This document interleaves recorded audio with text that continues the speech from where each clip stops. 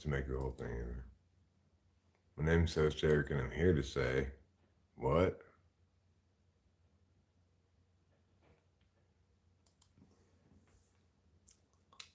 When you hear underscore, underscore, underscore, dot, dot, dot, and then equals, equals, equals,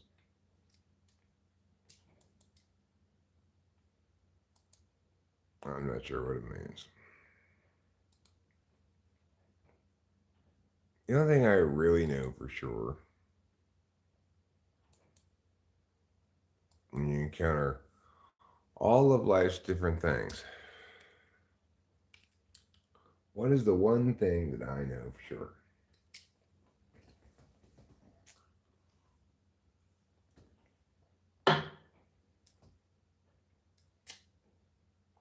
Well, in part, it's that I don't want to wait for my life to be over.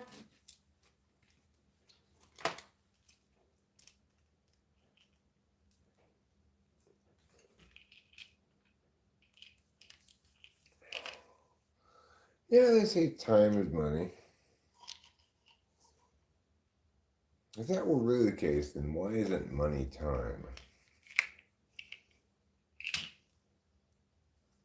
Good point, Eric. Good point.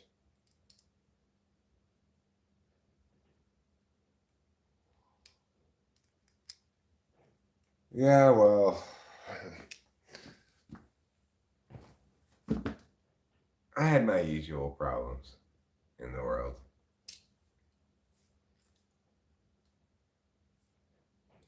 At a certain point, I think, why am I doing this?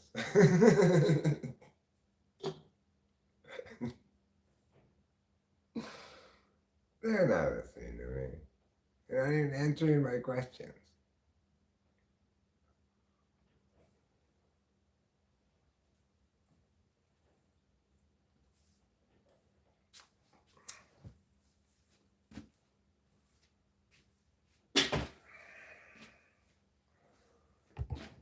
And the answer is because it's fun for a little while, I guess. And I started getting into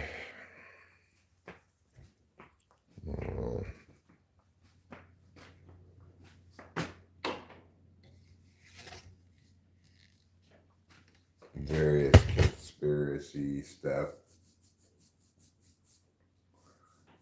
I've heard all those arguments so many times before. And it's just so. I don't know. With some of those people, it's like watching a.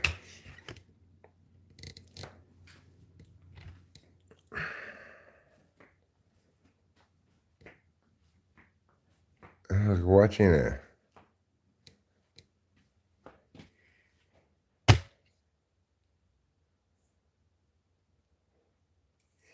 It's kind of like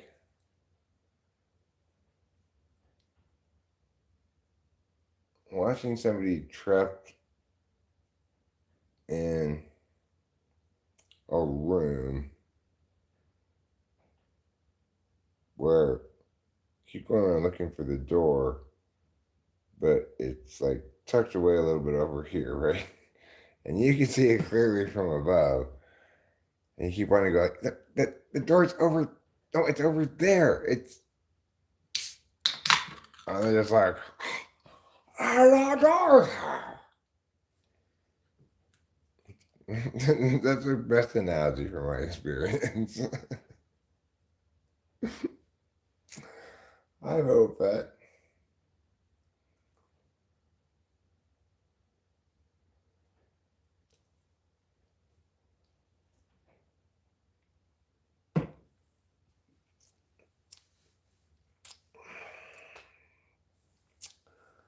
I guess my biggest problem with it is an acute awareness of how no progress is being made.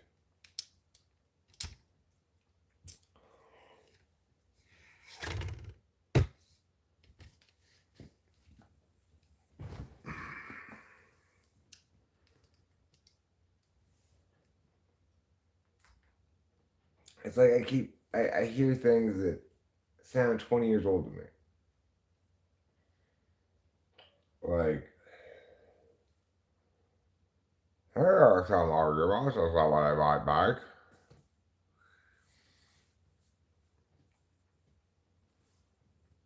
make. But they're just old, tired, pointless, useless, non-arguments that are being made.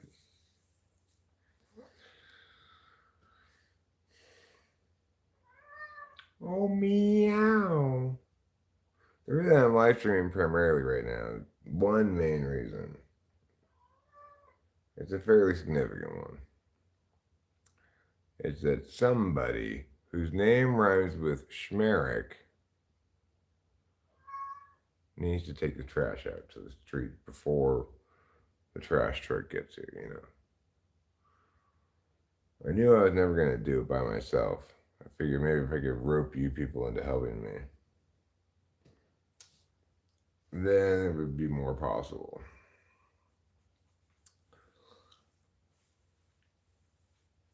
I feel like kind of like super kind of like tired, but also kind of like awake.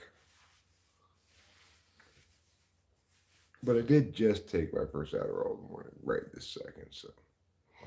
You're trying to picture with hair of the dog? Oof.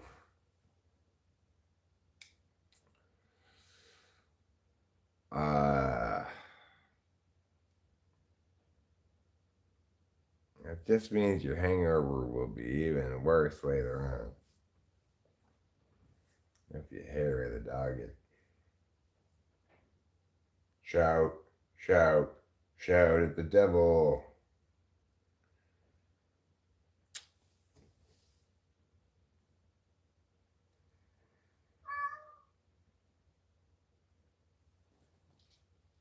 Hair of the dog that bit you. I guess that comes from an old wives' tale that if a dog bites you, you can cure the dog bite by rubbing some of the dog's hair onto your dog bites. I hear you. Just chill the fuck out for a second. You are a real meower, you know that? You are the meower, meower, meower, meower. You're the meower, meower power hour. You are. You're meower, meower pants on fire. As well.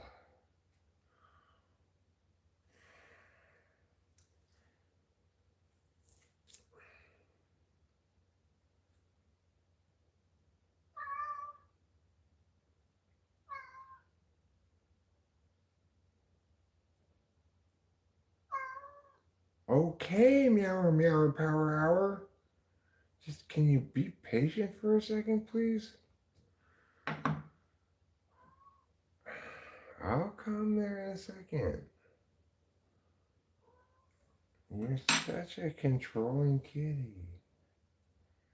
You control my heart every time you look at me. Yeah. I'm coming.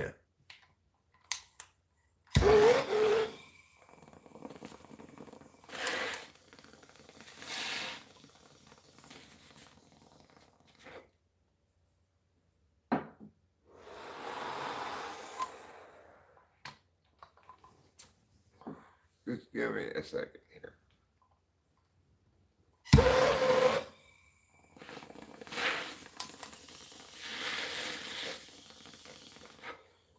Well, just smoke some marijuana. Marijuana is a new breed that crosses strains of marijuana and Adderall together.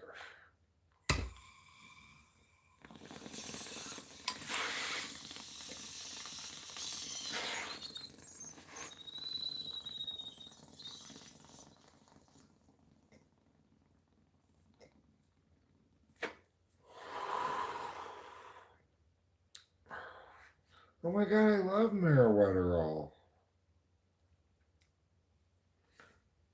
Marijuana is one of my favorite drugs, actually.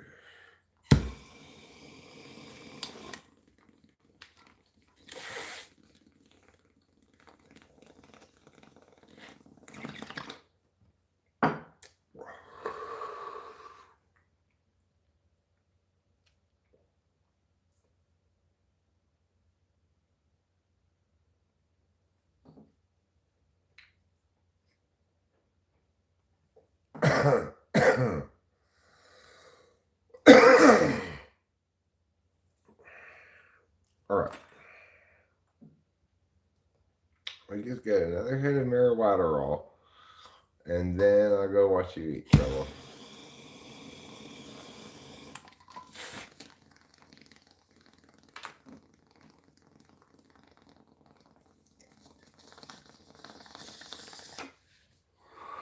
Yo, cloggy match. God damn it. Yo, cloggy match. Don't be such a cloggy bitch.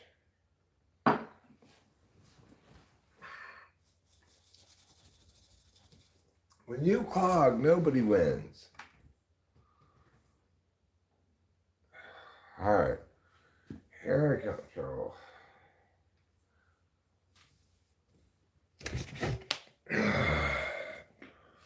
I'm gonna have to go outside pretty soon and take the trash to the street.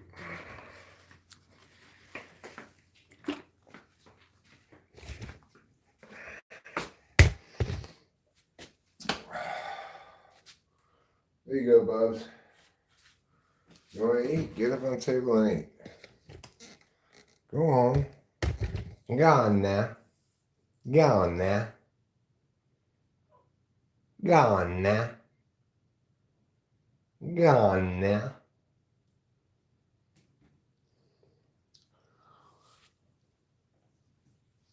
Turbo likes to be encouraged several times to go on now before he goes on now. Oh yes, you are a very important kitty gentleman. You've got a kitty top hat, and you've got a kitty coat and tails. That's what makes you a kitty gentleman. And a walking stick, of course. Plus a monocle.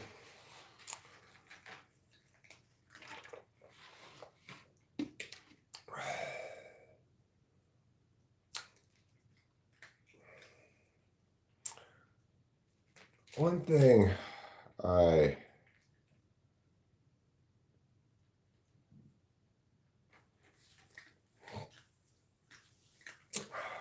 would say upon reflecting upon that panel yesterday is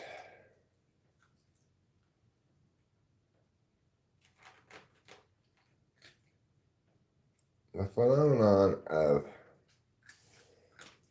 advocating in favor of a phenomenon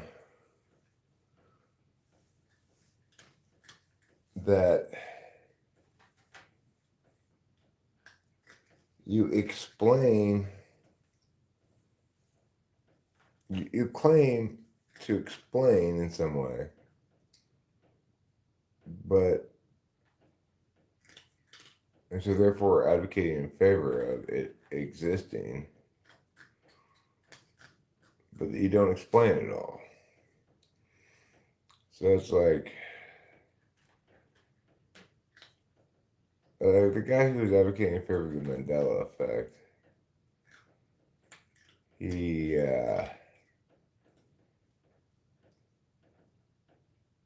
his point wasn't that there's this phenomenon that occurs in which people remember clearly something that never existed, and often people remember clearly they have a shared memory of something that never happened or whatever, such as Rachel having a memory of Sinbad being in a movie called Shazam in the 90s. I never existed. But the thing is, the problem is that the person's point isn't that this phenomenon exists, right? It's that the past is getting changed.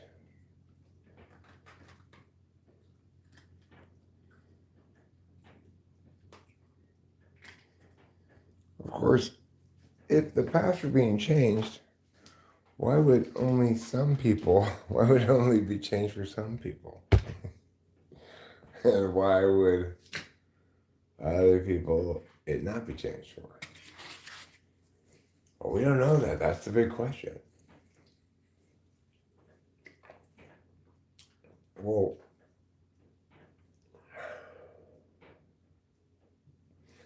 how would the present look different if this phenomenon that occurred was a phenomenon linked to memory than if it were linked to the past being changed? In other words, how would the status quo look different if you have a normal rather than paranormal explanation for the phenomenon? And the answer is it wouldn't look any different at all. It would look exactly like what it looked like.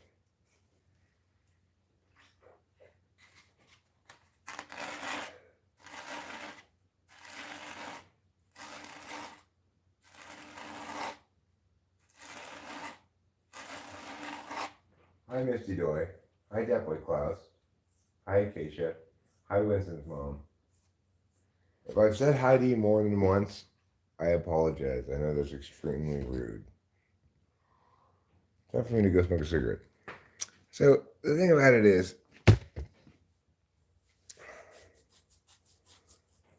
most instances of the Mandela effect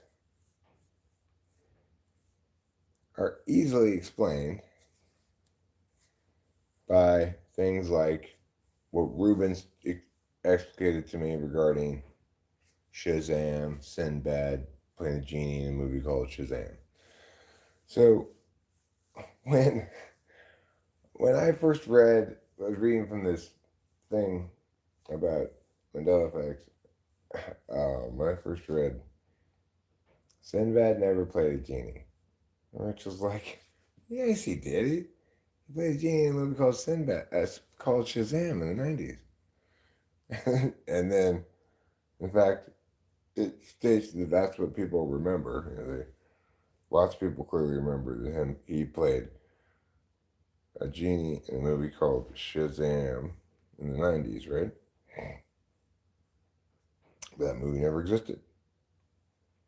But what did exist was a movie called Kazam, which was about a genie, starring Shaq in the 90s. And what also was true was Sinbad wore genie-like earrings. So that it's easy to understand why people have a common misremembrance. It's, in other words,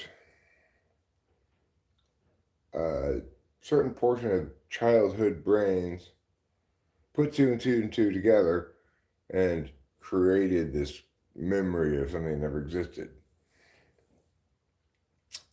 But the thing that tripped me out the most of everything I encountered last night was this thing that said the Challenger space shuttle disaster happened in 1986. Many people remember it happening in 1985 or in 1984. Well, the weird thing about this one is I have no recollection of what year it was that the Challenger explosion happened, but I do have a very clear recollection of where I was when I watched it. I know exactly which classroom at Foothills Middle School I was in on the second floor when I watched that Challenger explosion. It was sometime in the morning, you know. It was it was like winter quality sunlight. It was sunny out, you know. The teacher put the TV in that corner of the room.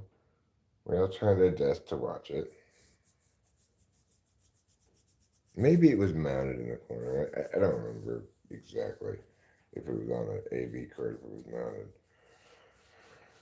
Probably was on an AV cart, considering the year. But I remember that clear as day. So then I said, okay, Eric, well, now figure out what year that was that you were, figure out, go back from high school and figure out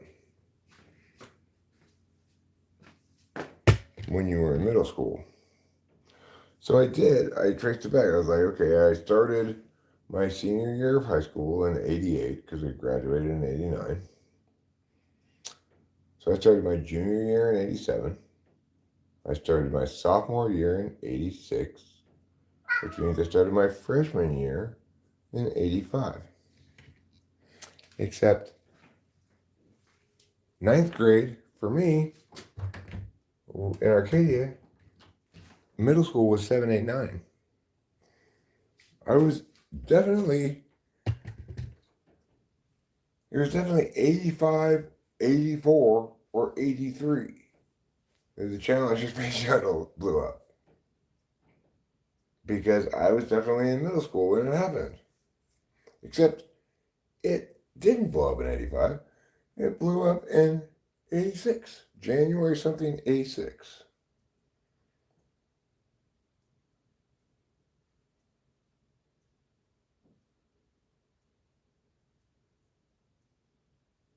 The problem is, wait, was I in middle school in '86 at any point? If I finished 8th grade in '86, finished ninth grade in '86, 10th grade in '87. Oh, yeah. No, okay, fine. I'm wrong. January something 1986, I was in middle school. So it's fine. Never mind. So yes, it could have happened in 1986, no problem. Because I finished ninth grade in '86. I finished 10th grade in '87. Finished 11th grade in '88. Finished 12th grade in '89. Yeah. All right, never mind. It's fine. The space shuttle really did blow up in '86. My memory's not wrong. That's kind of a relief because I was like, hold on a second. My memory of watching the space shuttle disaster in eighth, in somewhere in some one of the middle school years, I don't remember which one it was, but I remember very clearly where I was when we watched it, the time, approximately the time of day, which classroom at the middle school. I was like, there is no way in hell that memory that's so detailed of such a dramatic where I was at such a dramatic event could be wrong. It had to have happened when I was in middle school. Well, good news. It did.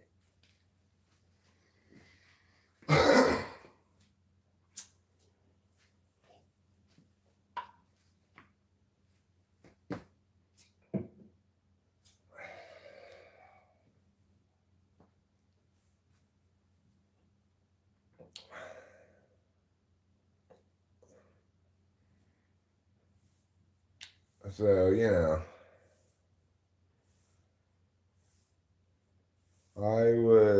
I'm pretty glad to know that now. Because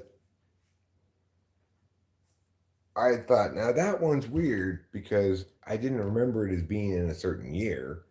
I know where I was when it occurred, and working backwards, it seemed for a second like, hold on, that's not possible.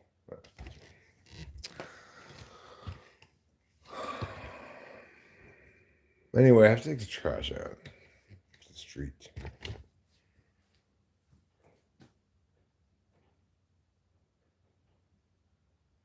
My trash is from the streets. It likes to return to the streets periodically.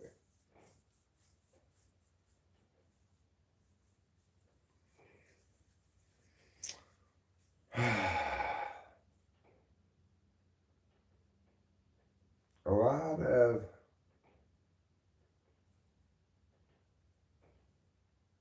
a lot of heavy duty stuff going on in the world and in my life. I mean, really, causes me a certain amount of stress. I'll feel less stressed out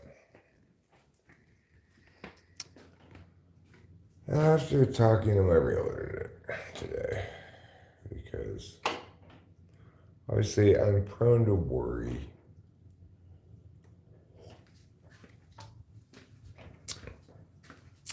And when I worry, it sounds like this. Oh no, oh no, oh no. Which obviously isn't a very pleasant thing to have to listen to. Even if you're just listening to yourself.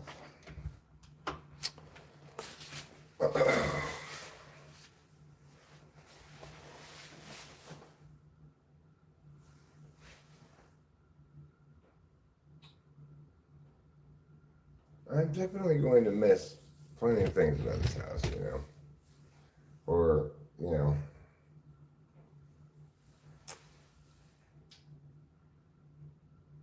it's suboptimal that we can't have everything.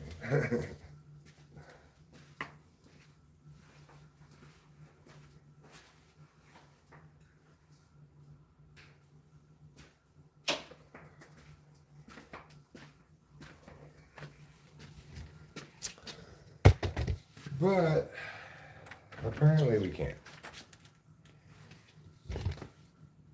For example, we cannot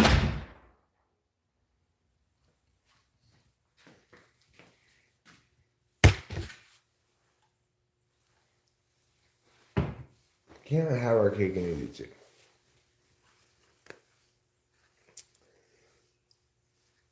Because that's impossible.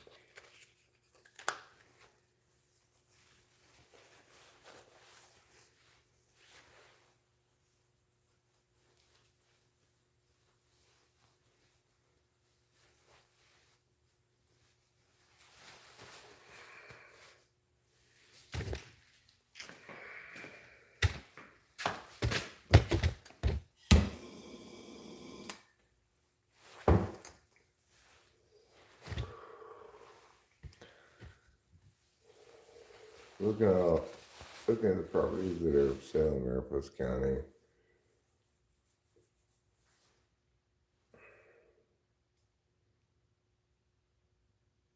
It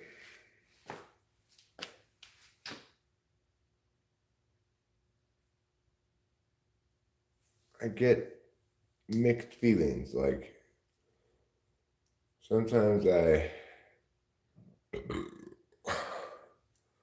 see properties and go, wow, they're asking that much for that property? That makes me feel comfortable that we're going to get back out of this basically what we put into it. But then I try to see properties and go, oh, wow, they're only asking that much for that property? Don't worry, no.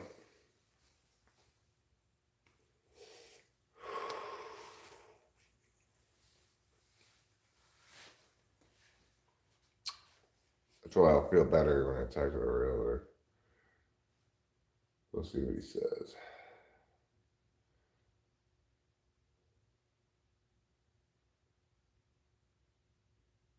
But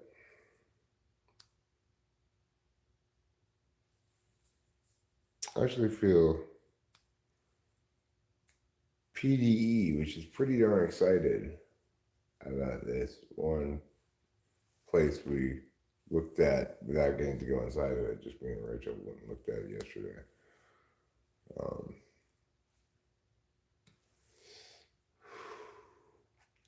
it's called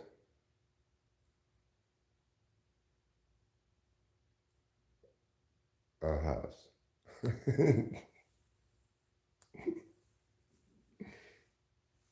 it's it's a cool house. It's just kind of it needs some repairs and stuff, you know. It's in Lush Meadows, which is now that I'm here and not just wildly buying a house, I without any real clarity about what the varying kinds of options were, things like that. Strangely, you know. Uh, but I guess I was just in a state of upheaval back then. I would describe this place and did yesterday to Rachel as all house, no cattle. It's an amazing house. It's it's a fantastic house, but it's only on an acre, and the neighbors are crammed in. It's got the advantage of being in the municipal water district, not on well water, unlike most of the county. But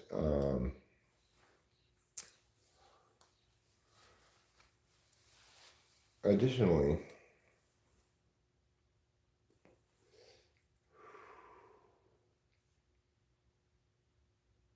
it's I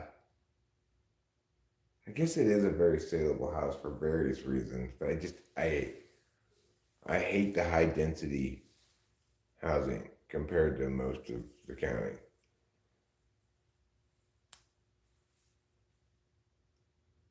It's the kind of house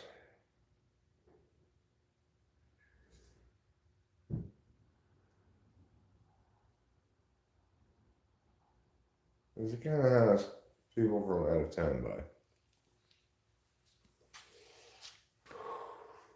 It's gorgeous. It's got tons of curb appeal. But it's not going to have nearly as much after there's a house built on the hill right across the street from us.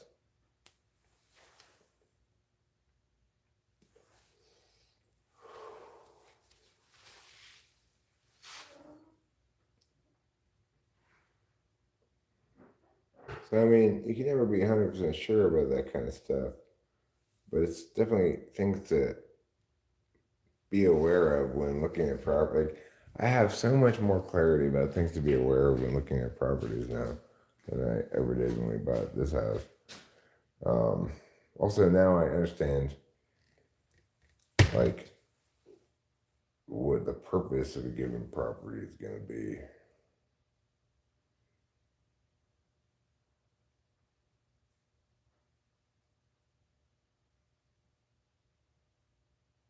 It's like the whole world has changed for me because I went from the sort of state of passive inaction financially about what we're going to do long term, because I didn't have a plan and wasn't sure what to do. It seemed like there were so many possibilities. So having a plan now and it being a feasible plan, you know.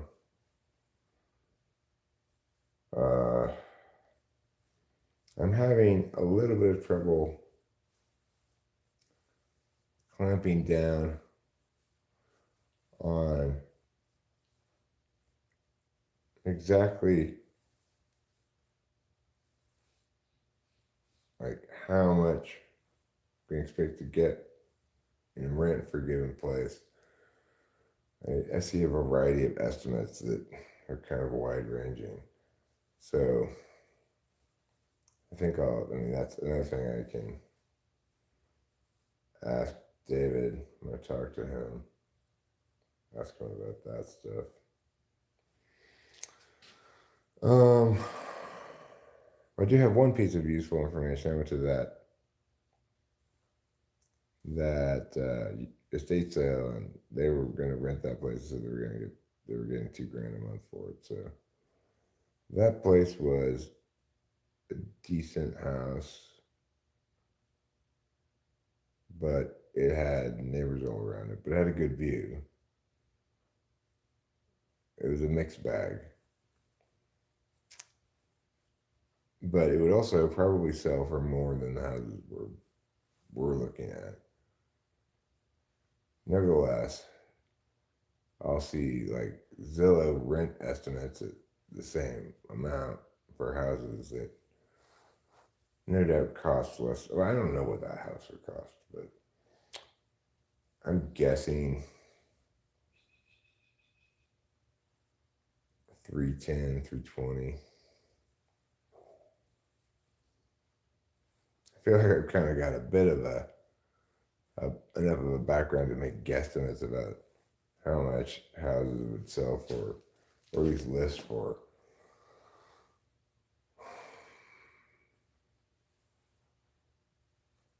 And I'm not exactly sure, of course. This is the other issue is I need to, depending on how much David knows about this stuff, I might need to bring with us to look at properties somebody who can give me some kind of ballpark notions about what what kind of repairs are going to be necessary, how much that's going to cost, you know?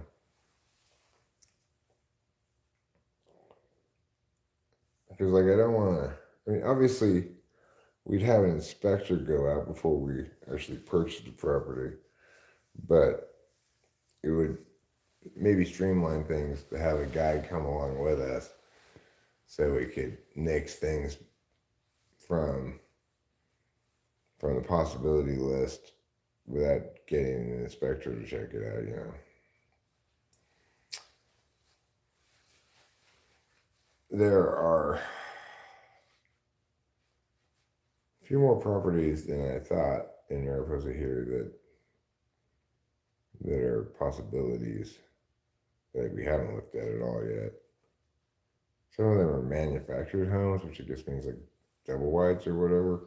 I'm not sure if how much that impacts rent or not, you know. More questions I gotta ask. And anyway, but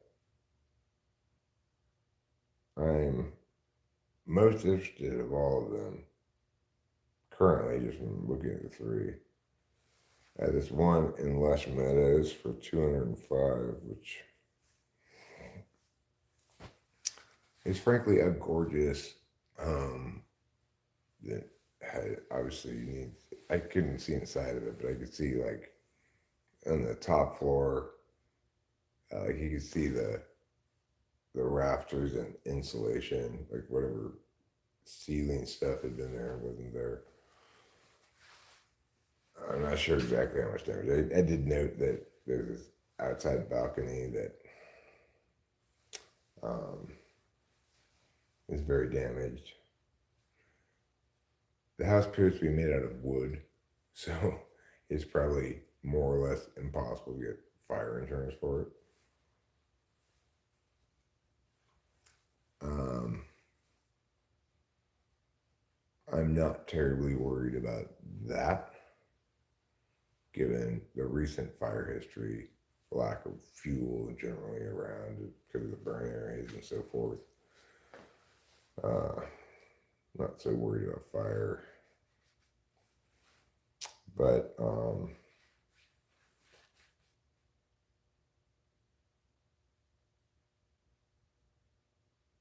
I'd need to have the driveway paved for that one. I'm not sure how much that costs. I did try to look into it, but it's like once again, you ask a big question like how much does it cost to pave a driveway? You end up with this wide range of possible costs. It's hard for me to figure out. I'd have to get a paver out there to give me an estimate,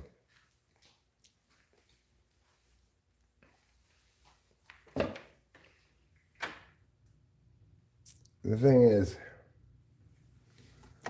obviously, if you buy a fixer-upper and it turns out to be a money pit, then you're defeating the purpose.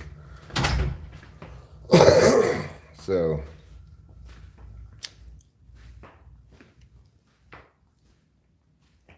a lot of things to think about. But that Lush Meadows place, it seems potentially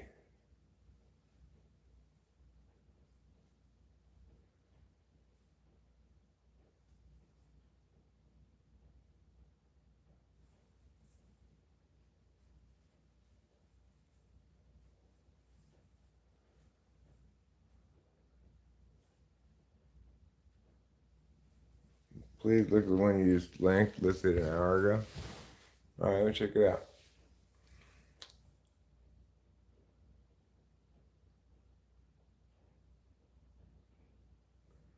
Yeah, that's not the kind of thing we're looking for. That's 400 grand, right? The thing about what I've determined in doing some research, the one thing I can tell you for sure is like, let's just assign some arbitrary numbers. Let's pretend you can get $1,000 a month for a $100,000 house. You probably then could get $2,000 a month for a $200,000 house. You cannot get $3,000 a month for a $300,000 house. You can't even get close to $4,000 a month for a $400,000 house. So the thing is, the key to success in this plan is buying cheap houses, putting as little money into them to make them rental ready as possible, and then renting them. In that regard, you maximize your return on investment.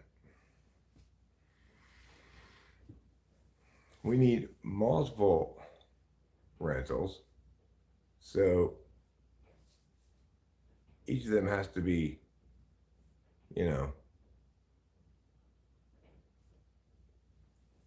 like under 3, and if it's going to be close to 3, it's got to be rental ready, basically.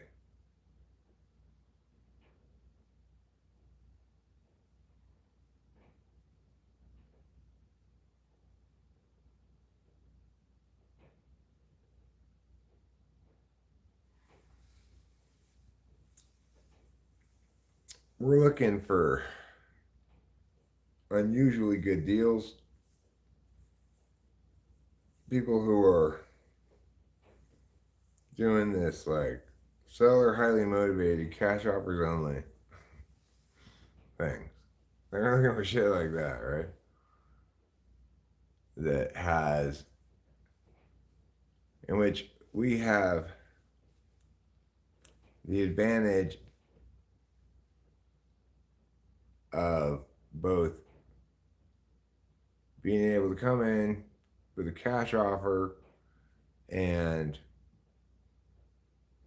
where I can see clearly value to be added that works economically.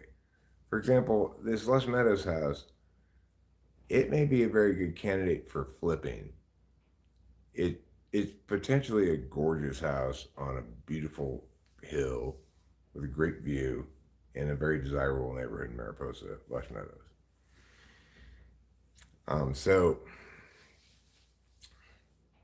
that's something I've talked to David about and see what we're looking at in terms of repairs. At 205, it feels dramatically underpriced to me. But it also says on an auction. So I don't know if we can get it for that.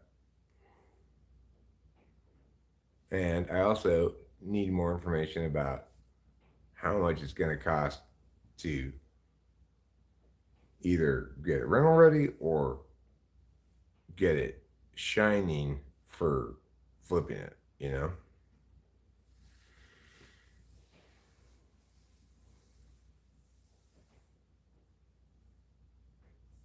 Because that's really where the economic advantage lies, is having the capital to do this is what's, I'm sure what's preventing the existing owners from doing it is they don't want to sink the capital into restoring the place. And even though, and so it's like most people, maybe if they're going to buy a house to live in, they don't want to live in a house, or kind of sometimes can't, while it's being restored, you know? Anyway, it's basically our flexibility financially gives us advantages in some contexts and not others. We don't have an advantage competing against people who are buying a home to live in.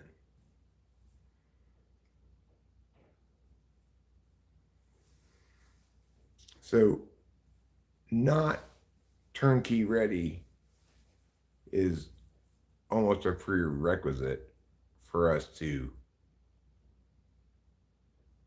exploit our advantage.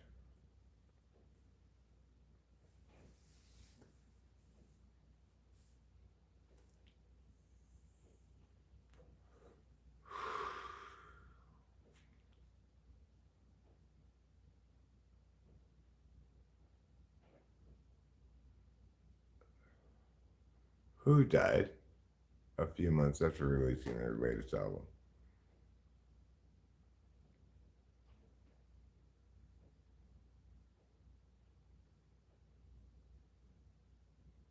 Who?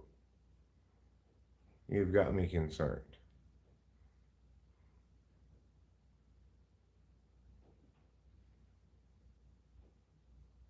At Sushi Sakurai,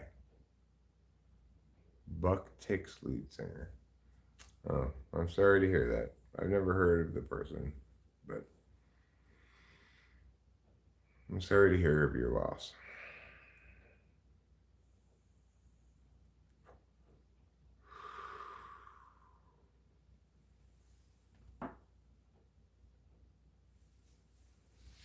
Well, I mean, to me, like, the construction across the street and us finding out about it a long time before anything happened, like, hopefully a long time. Um, these people come, they're hanging out on the hill across the street in their bright green safety vests for no reason to have them on at all. And we walk up to the street and they kind of excitedly tell us that they're gonna start getting bids from contractors in the spring, hopefully break ground not that long after that.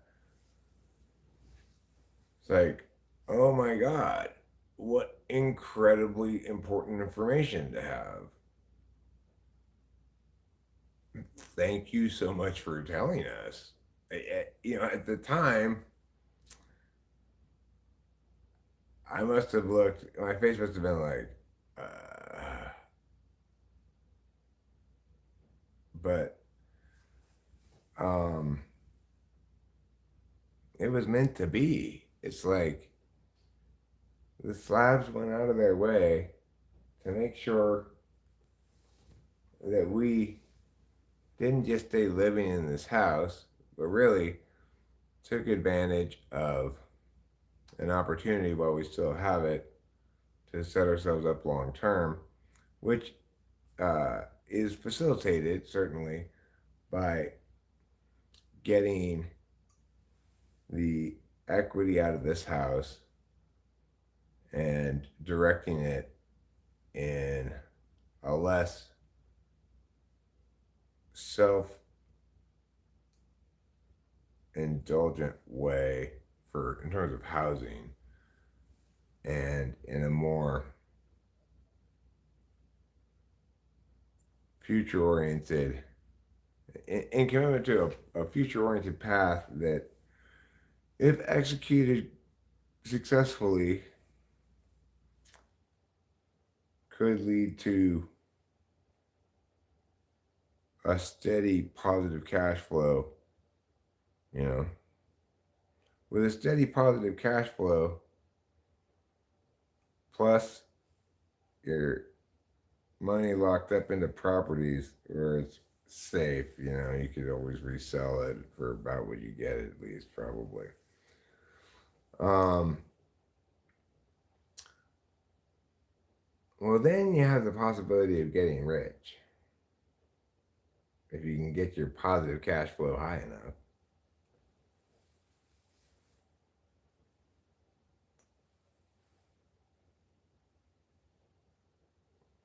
I'm envisioning like I have a dream. I have a dream, okay, like Martin Luther King did, that in 10 years we'll be able to buy and live in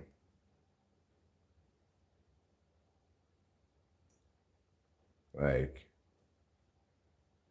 $1 million 4 bedroom, 1.5 or maybe 2.5 bath house. I don't need a bunch of bedrooms, maybe even 3 bedrooms, but I want more square feet, right? And most importantly, I want it isolated on a big ass lot. Get that for $1 million.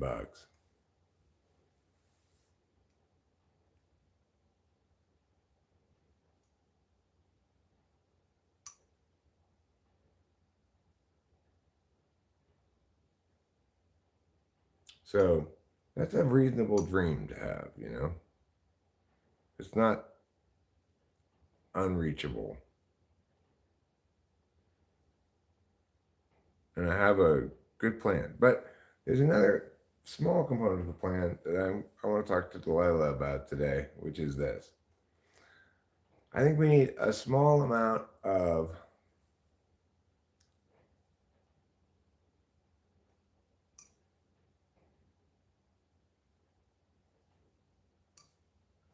um,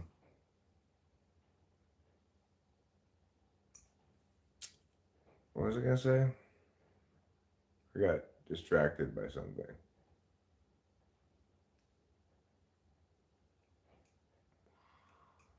Um,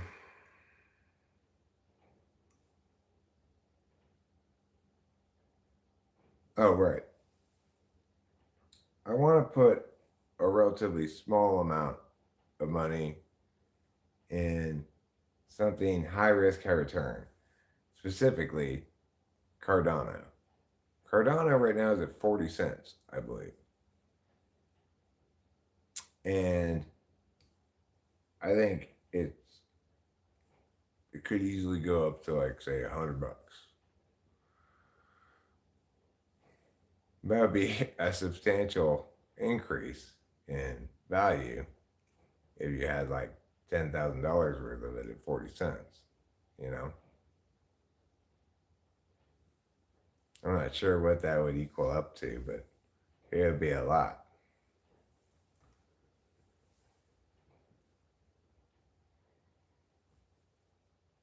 And yeah, crypto's volatile, But I don't see Cardano crashing completely. I think it'll keep going up, It's at 38 cents, yeah. That's cheap. Minus 2.23% today. I still think it's a good idea to get it. At least it has, in my opinion, the potential to, yeah. And therefore, I think I recommend that to Delilah. I might ask Corey if he'll answer me because we had a little bit of a fight. But I might ask him if he thinks I should get it.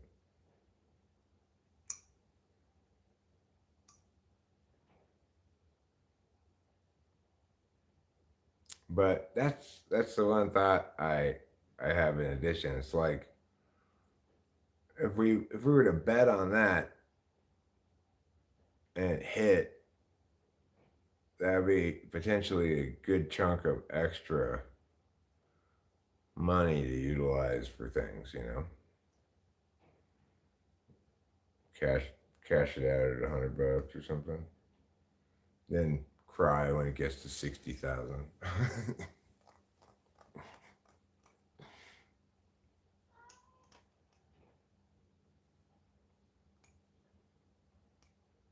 Story of the world, the whole you're not welcome because reasons.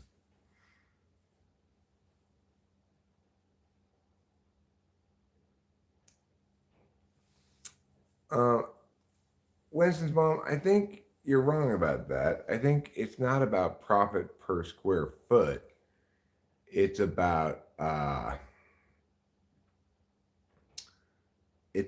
rent you can expect to get for amount of money the house costs plus whatever you put into it, right?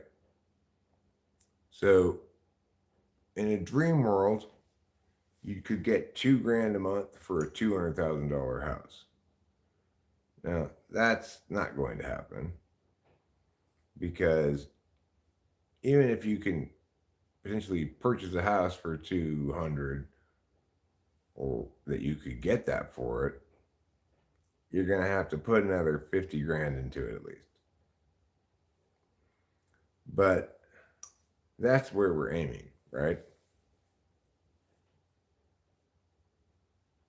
$2,000 a month for a house that we've put less than 300 into, or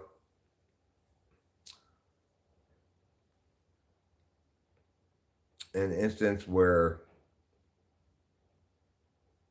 flipping it could turn a sufficiently large profit in a quick enough time to make that preferable option in order to repeat the process, get a different one for a rental. But that's going to be always a tricky question as to,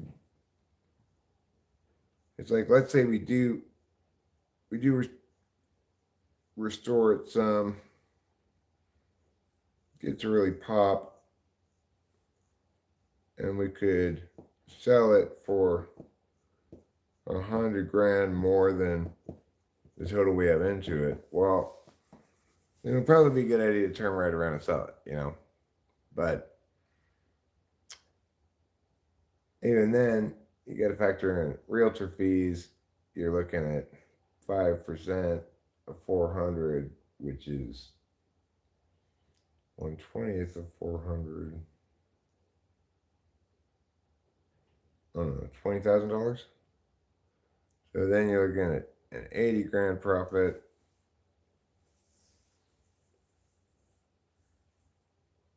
Plus, you're going to pay taxes on that. probably capital gains taxes on that. So another 15% of 80,000, another 10 grand, call it. You walk away 70. You walk away 70 ahead, it's still worth it, right?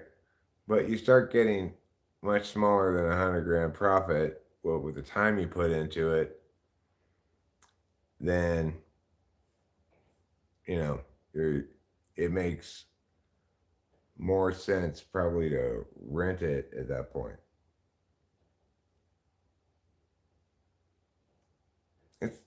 These are all very complicated TE questions.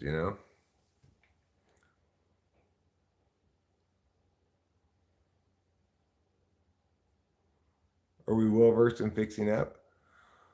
Well, sort of. I did spend my childhood dealing with, working on, and being listening to many conversations about our family business as being landlords. Um, However, it's worth noting that I'm not planning on doing much work myself. So I may do some, but that's not ultimately a good way to save money because in most instances it makes more sense to get the work done faster and get the rent revenue coming in sooner than it does to save money on the work. Well, sure, if we're buying a fixer upper,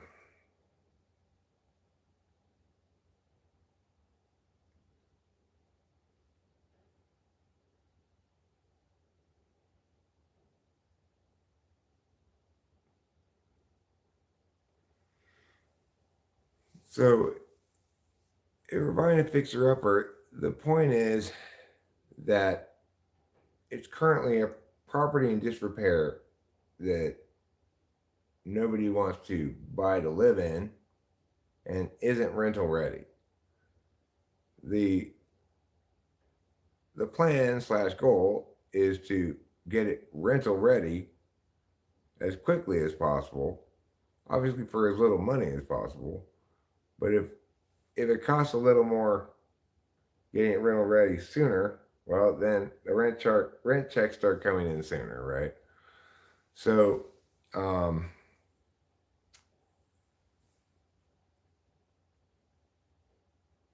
so there's a balancing act you have to do there. But the point is that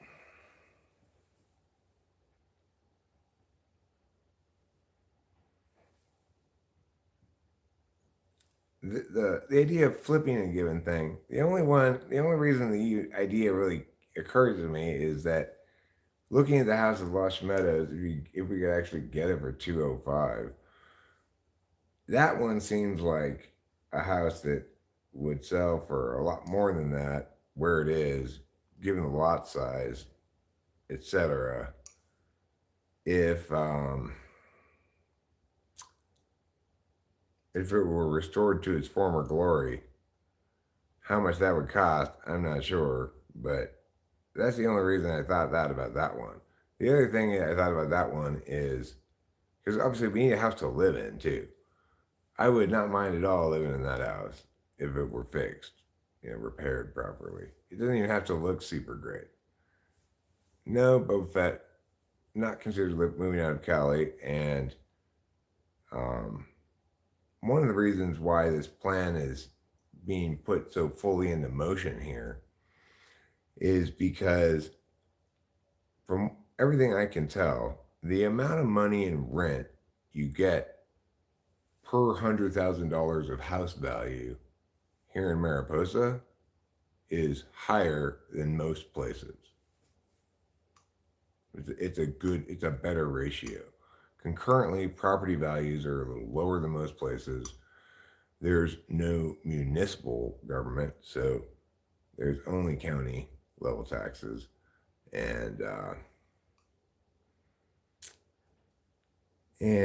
a bunch of other reasons specific to Mariposa that makes this plan so workable. So, in other words, my current plan is built upon lots of knowledge that I've attained specific to this area, and the plan is contingent on advantages specific to that knowledge. So, obviously, alternative plans or notions are always barking up the wrong tree, because it is very hard to find something like this in the world where you can see and understand an advantage you can exploit to create a sustainable profit beyond your living expenses, and to understand the mechanism for how and why that's going to work, etc. It's not easy to find anything like that. To try to get the total amount of equity and capital, etc., that we have, to turn that into a positive cash flow given the totality of the family's living expenses is a feat. It's a tricky feat. I think as far as all the math, as far as the numbers I've crunched so far, it's doable. So,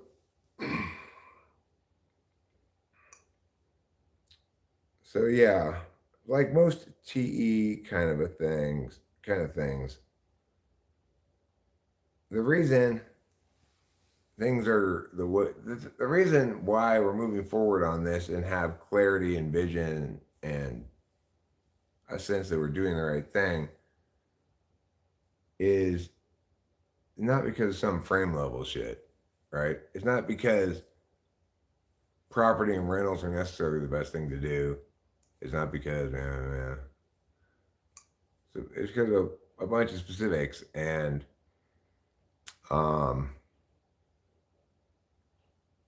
those are the circumstances where you have to jump on it and act. Unfortunately, you're not going to exactly be able to ever claim that there's not some better plan out there, but that's called SE Polar.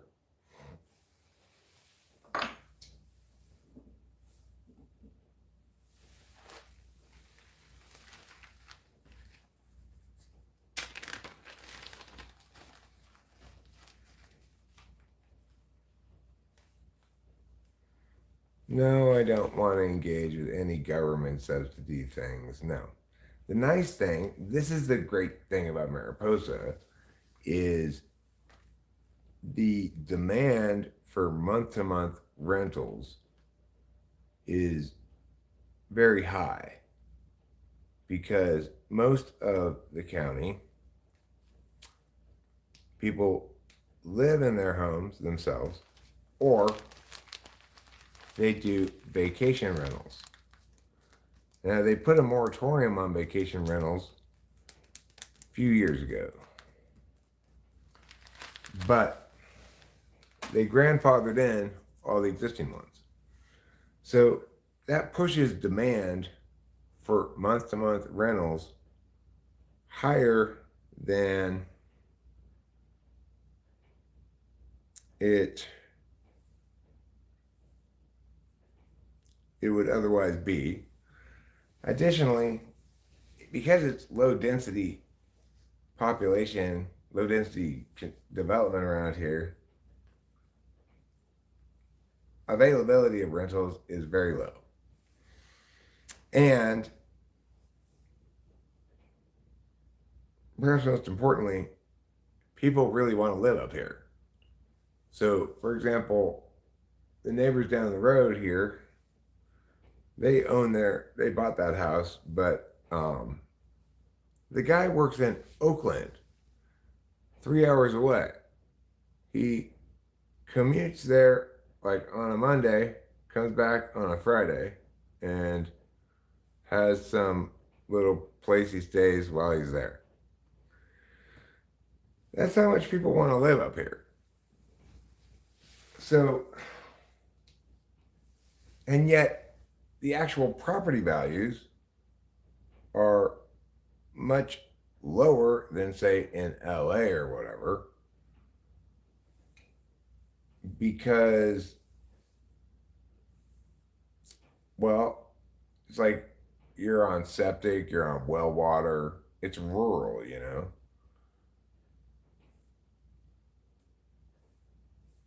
But the thing is, this is relatively close to Fresno. So I could easily imagine, this is about an hour and a half from Fresno. I could easily imagine somebody living in Fresno having an excellent job, but not having a good enough job to buy the kind of house they want. Um, Wanting to live in Mariposa, being willing to commute an hour and a half each way every day to Fresno. It happens. It happened in LA. People do that all the time. So it's reasons like that why owning properties to be month-to-month rentals in Mariposa is and has an unusually high return on investment versus doing the same thing other places. Like, if we were to try to do this in LA, we would not be able to buy enough rentals to generate enough rental income to cover to create a positive cash flow. But up here we can.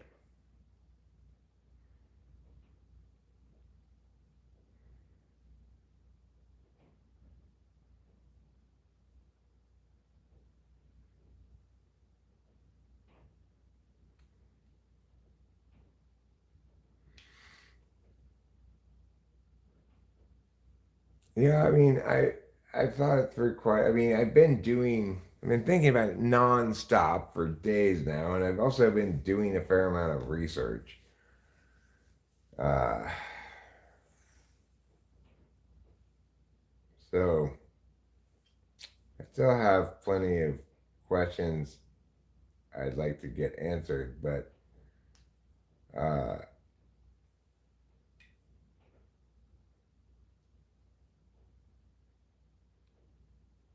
there's a lot of reasons. Everything keeps validating this plan. The Slavs want me to do this. That's why they want us to sell this house, and that's why they want people to build across the street from us so that we have to sell it right now. And it's like Rachel was, you could just tell, like literally traumatized by the fact that at noon yesterday, those people started selling something across the street. And she looked like she had been mugged at gunpoint. And that's the power of the Prime Directive as well. It's because our reasonable expectations were that that was not going to happen based on all the effort we put into finding out, trying to buy the hill. Everybody said the same thing. Like, there's not even any place to build up there. No, I don't know who's got that hill, and yeah, etc. Yeah, living in a rural area with no transportation would be shitty, for sure. Although, I will say that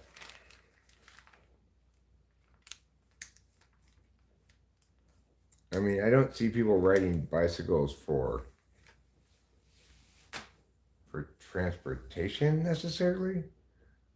I mean, it's hard to say for sure what they're riding them for, but I do see people riding their bicycles often up here because there's a lot of nice kind of backcountry roads to ride bicycles on and stuff.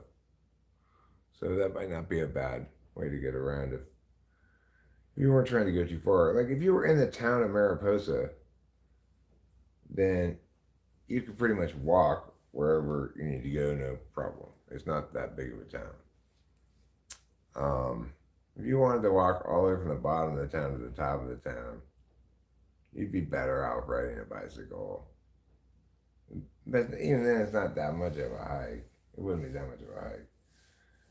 But if you lived like where we live, you have to have a car. Uh, Otherwise, you're not getting. I mean, you could, I guess, order everything you ever need online, but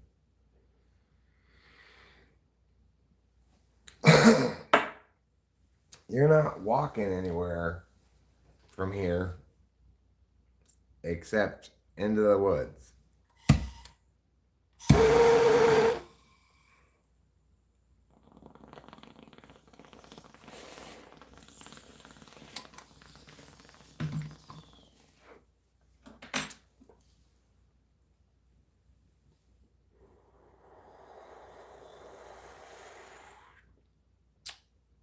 If you have no car, but you have a bike and a lawnmower, you can put the mower engine on the bike. It's a good point. Here I am. And then you can cut your grass by riding your bicycle. Is that your point? Make cutting the grass more fun?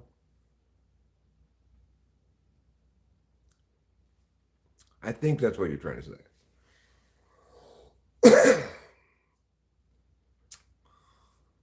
uh, anyway, this whole shambangle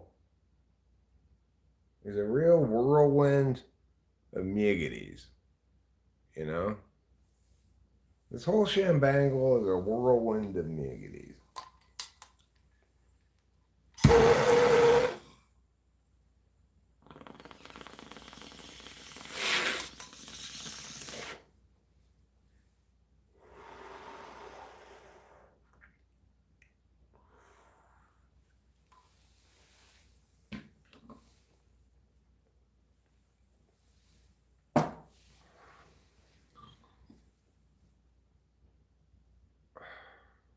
I have to take the trash out. That's why I started live streaming in the first place. Let's take the trash out already. You guys are so lazy. God, why don't you just get things done? Sitting around, not taking the trash out. I told you guys a long time ago, take the trash out. Now I have to do it. Rude much? I think yes. Boy, it's chilly out last night. Everything's all frosty looking.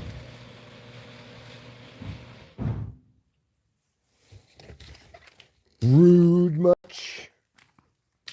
That's what you say to people who you're accusing of being rude.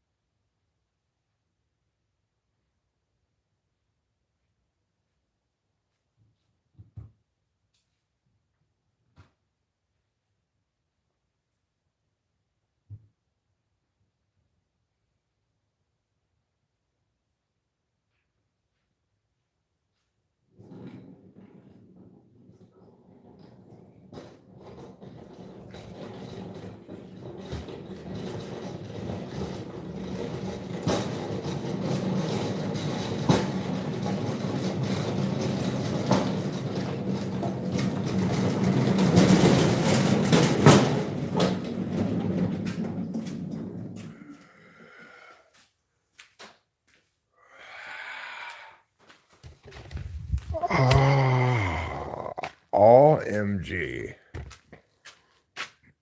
First I say O, then I say M. Finally, I say G.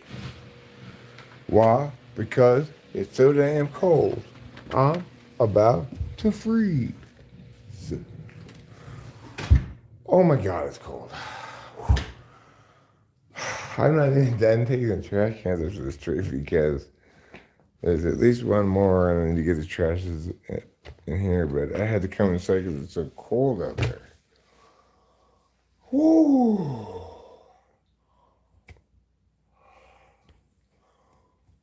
That's an old video here, Lamb. It's a super old video. I mean, I think I read that somewhere. Like, if it says ESP's often report.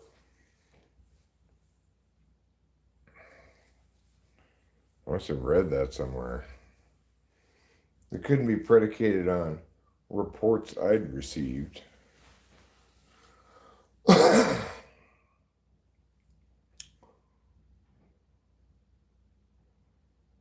Yeah, my super old videos, you can't rely on them for shit, really. I didn't really know what I was talking about.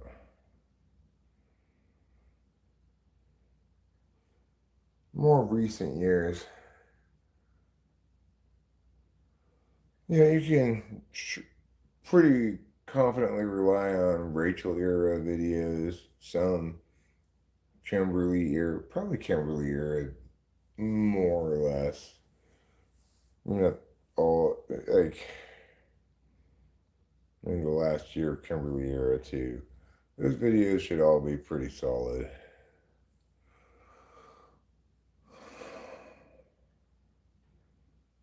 That's how I see the eras of my life: childhood, teenager, first girlfriend slash college, first wife. The period in between is living with Corey and Eagle Rock. First wife, second wife, autonomy debate, Kimberly, Rachel. That's how I define my life, or break it up into chunks.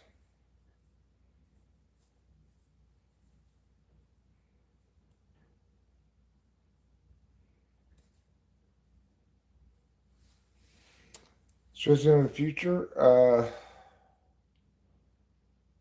I'm not really stressing so much as I am, as my mind's kind of racing. There's so many variables to consider, so many possible pitfalls slash opportunities, different ones to choose from. Sometimes you could choose both. Sometimes it might not be a good idea to. You have to think about, like, okay, well, this is what's on the market right now. How will this picture look different in a few weeks? But you don't want to get stuck playing, let me wait for the perfect thing, only to discover that the perfect thing has already come and gone. So it's not so much stress as it is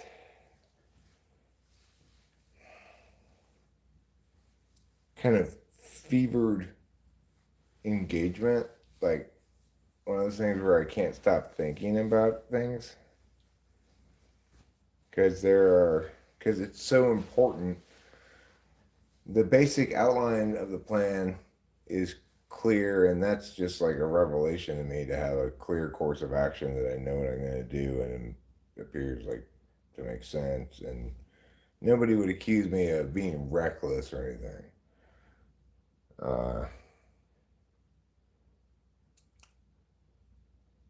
That's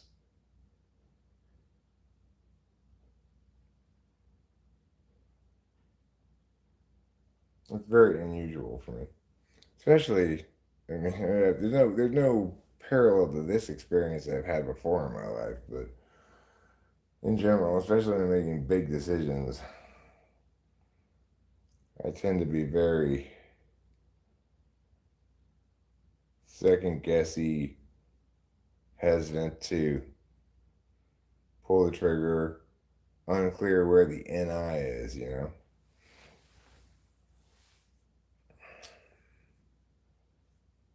But even though the general outline of the plan is clear and the idea tests out as sound every time I sort of run the numbers in my head, um,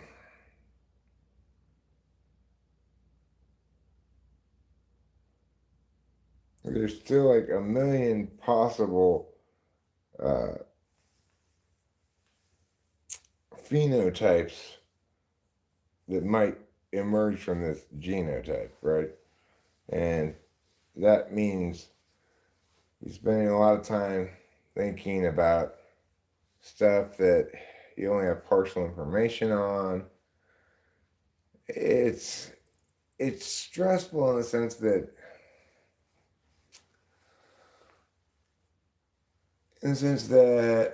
ultimately you end up making decisions with incomplete information, and you know you will. You haven't made any such yet, but you know unavoidably you will, and you just want to make sure you've at least accounted for all the areas of information where you might have incomplete information rather than being completely blindsided by shit. Like, you know, we know now when we're looking at a property that we're thinking we might live in, but in general, to listen for barking dogs and look around to see what properties around it are possibly for sale or are possibly under construction or something, you know, like where construction might happen. Um, Once we get inside the place, we'll have a lot of questions additionally about, like, okay, this place has a wood burning fireplace. Those are no longer allowed. Is there going to be some sort of code enforcement here where I have to take this out? Or is it grandfathered in? Shit like that is going to be, are all going to be important questions. If I do have to take it out, can I just plug it up? Or do I have to remove the whole fireplace and chimney up? You know, things like that.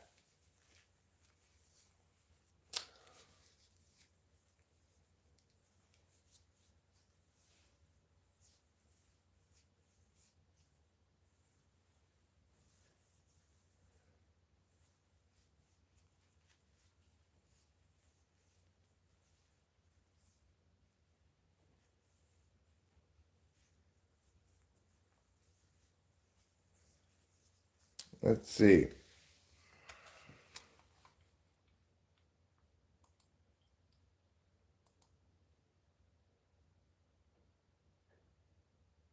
What this says. What is the outcome if you make the wrong decision, though? What's on the line? My family's financial well being.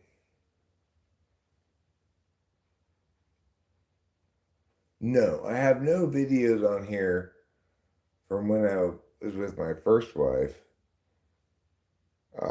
I was just breaking my life into sections. Like the months of my life, I think of it as childhood, adolescence, first girlfriend slash college, um, Eagle Rock days, first marriage, second marriage, autonomy debate days, Kimberly, Rachel, third marriage. That's how I think of, that's how I organize. It was the months of my life.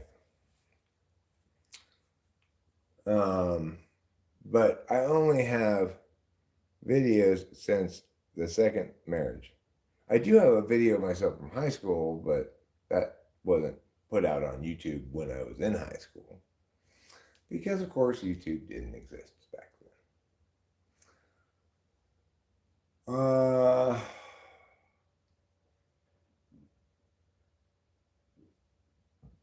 I mean, there's everything to lose here, Lamb. If I do it wrong, then I've taken an opportunity to guarantee long-term financial stability for my family, including Delilah, and if she ever has a kid, or squander the opportunity, end my life destitute, not knowing what to do. Those are my two choices.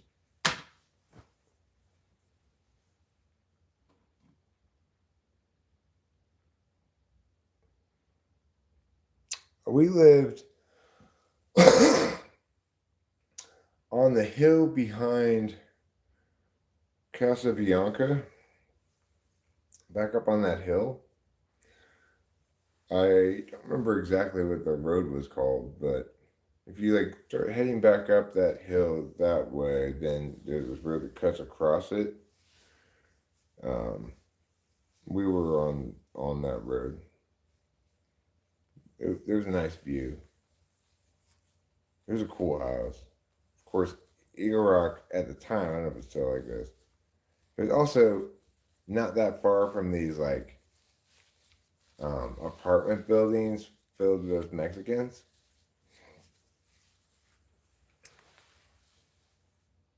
And my car got broken into multiple times there when I lived there. So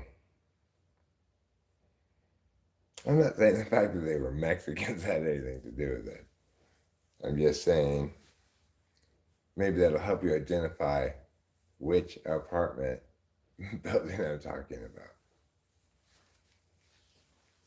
If it's still full of Mexicans, I don't know.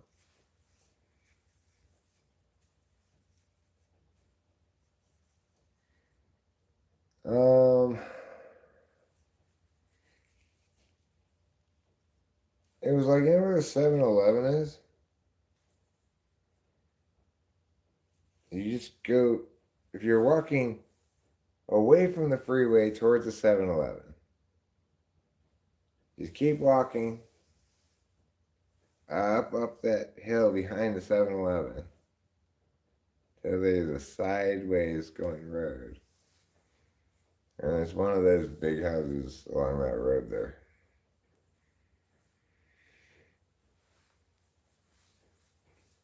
Maybe you should write an autobiography entitled Behind the 7-Eleven.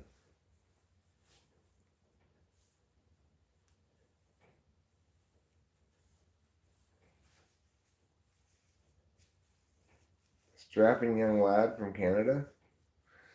Is the band called Strapping Young Lad from Canada? Or is the band called Strapping Young Lad and the band is from Canada? Important question to be answered.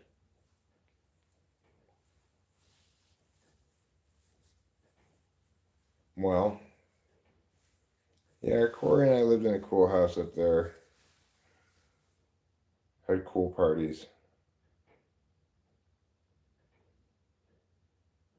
Eventually, at one of those parties, we met our respective first wives.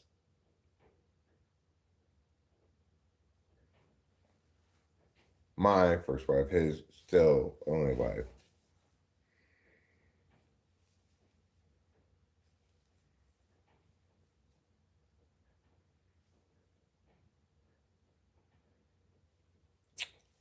I wish he were on his third wife. That'd be better for him.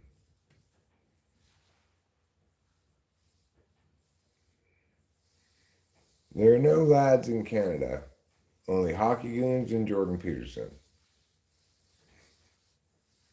I guess Jordan Peterson really stands out in Canada. He's the only person in Canada who's not a hockey goon. I would be hiring them, but you know, some people are cut out for some kinds of work, and IQ will tell us what job we should have. My job was being a YouTube guy. I thought you were a professor of evolutionary biology. I mean, my job was professor of evolutionary biology. I mean psychology. Well, you're really struggling today, Jordan Peterson. What is that sound? Where is it coming from?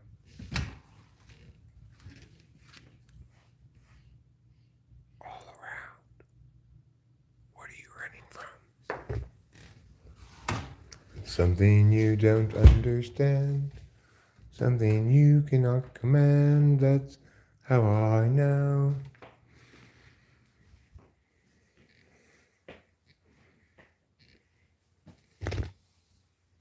Approximate years. What years were those? That would have been, say, 95, 96, maybe 97. Maybe 96 and 97 and 98. Somewhere in there. No, it couldn't have been 98. Delilah was born in 98. Had to be 95, 96, 97. Somewhere in those 3 years. I'm not sure how exactly long I was there. I don't remember the exact year when I moved in. So when I got back from college, I lived with my parents for a little while. Before they're like, okay, you're making plenty of money now, working as a substitute teacher. Can you please move out of our house? But. You can pay rent. I don't want to pay rent to stay at home. Fine, I'll move out. Who's gonna do my laundry? So then I had to move to Eagle Rock. Have a lot of cool parties. Corey and I had the coolest parties.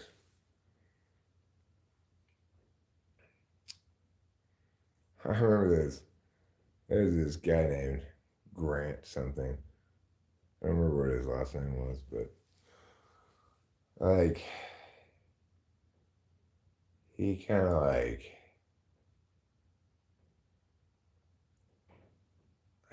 I guess you'd say picked on me a little bit, but really just kind of like a dick to me in high school.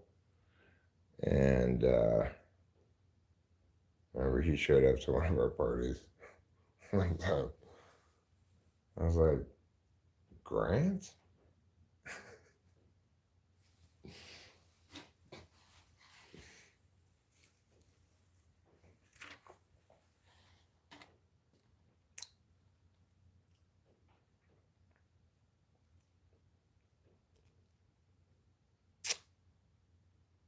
No, we had a nice house in Eagle Rock. Corey and I did, but um,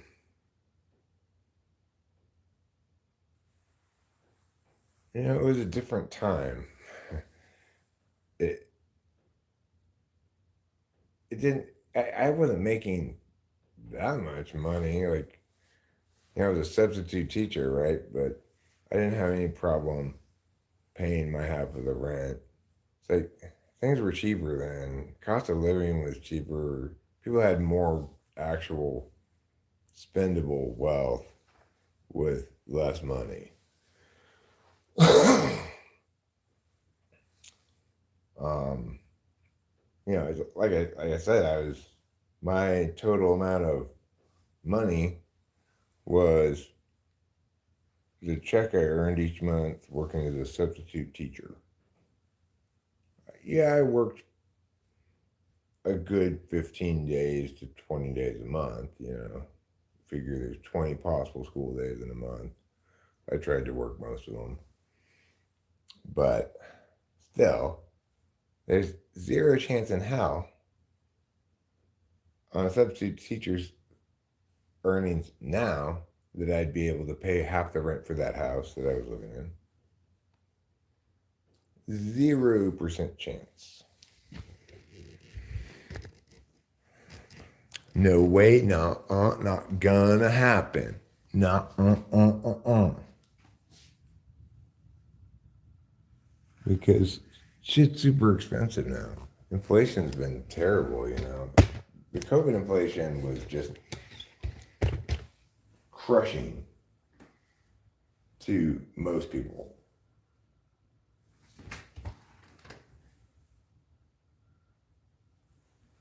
What is that thing I keep carrying? What's something inside the house?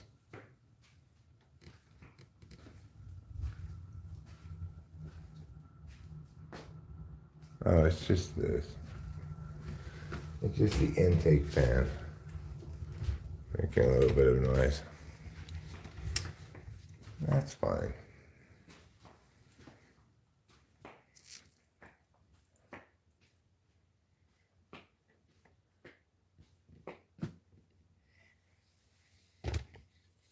Is that why you give Corey a lot of benefit of the doubt now, since you have a long history? Yeah, I guess. I guess. I guess that has something to do with it. I mean, we have a really long history. Like, his son was a really deep history, more importantly than just long.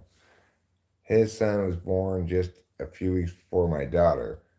They grew up with each other as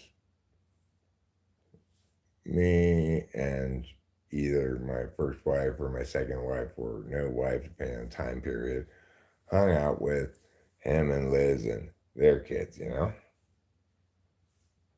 He plays large in, like, most of my happiest memories prior to,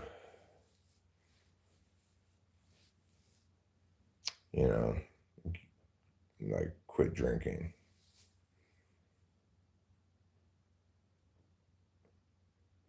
Like, the best times of my life, in terms of just raw having fun, were spent with Corey, doing drugs, making music, laughing, whatever.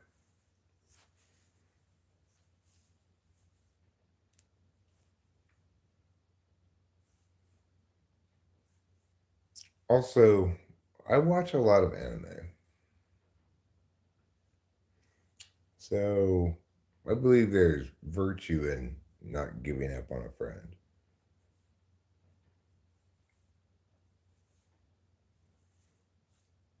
I mean,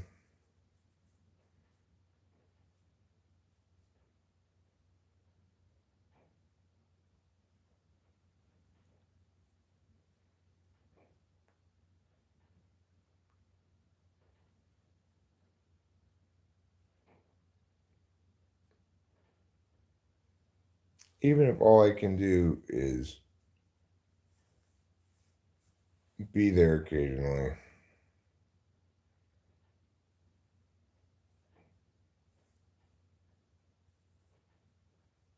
like, he's earned it, you know? Life's not like a baseball team. It's not just, what have you done for me lately? Everybody's replaceable. Miggity meow. Your friends and family aren't employees.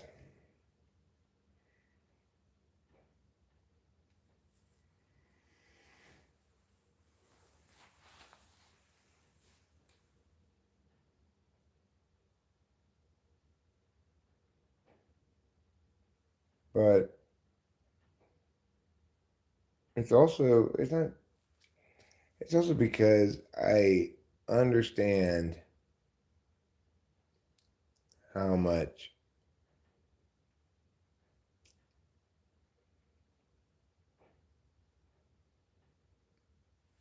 like, how much he has to offer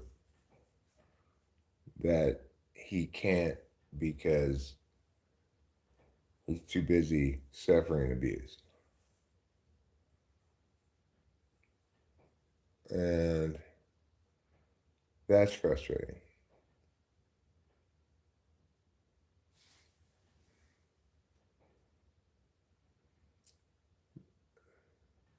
The only thing he ever made that I liked was his story about his alcoholic bike neighbor landlord he had. That's actually an interesting story. The guy kept trying to sell him stuff to get booze money. Hmm. Well,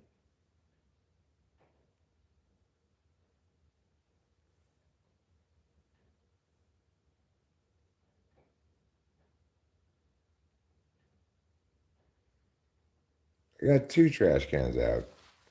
I really need to deal with the rest of the trash. But what I'm going to have to do before I go deal with the rest of the trash, and this is only fair, I need to get some gloves.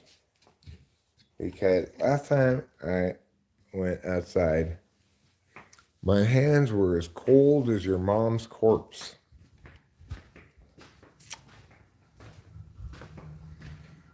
Too soon?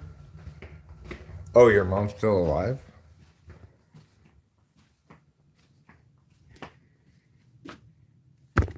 Mine too. She's still alive in my heart.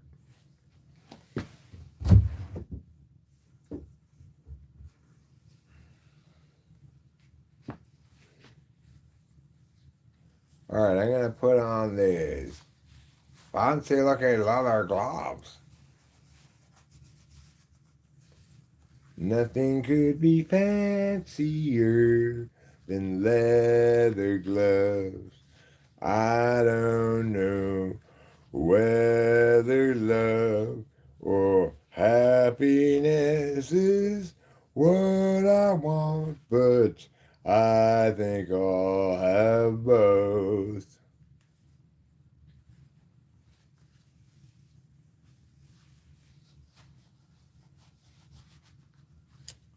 That's Gene Martin's famous song, I'll Have Both.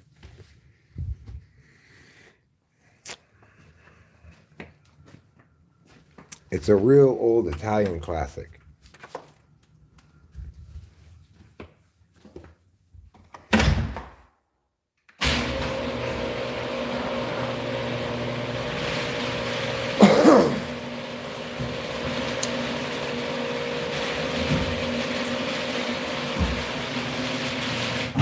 Okay, so one of the things that I'm going to need to do is get this trash, move it to a trash can.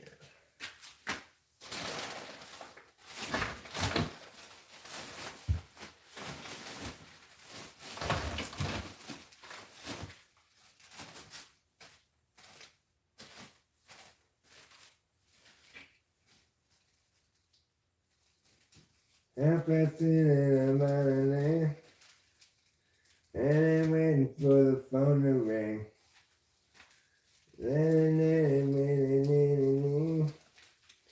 Things like this driving me out of my mind.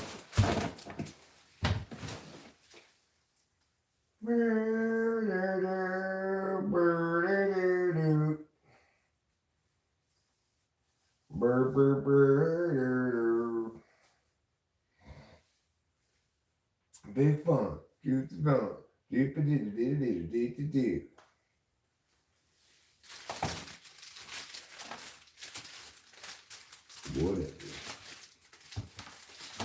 Whatever, bro. Whatever. You're gonna say that? Whatever, bro. Just whatever, bro. You want to say that? Fine. You say that.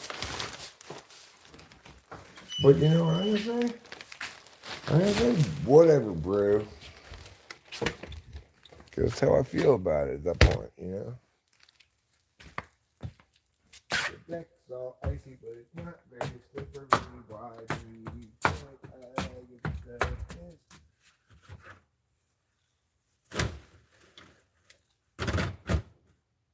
Alright, you're coming with me. trash can are you?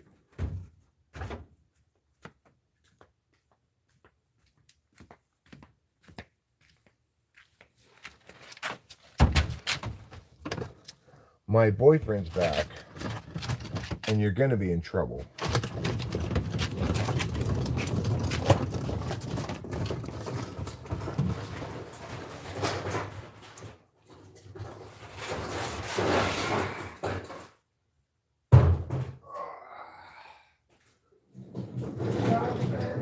Come with me. Come along.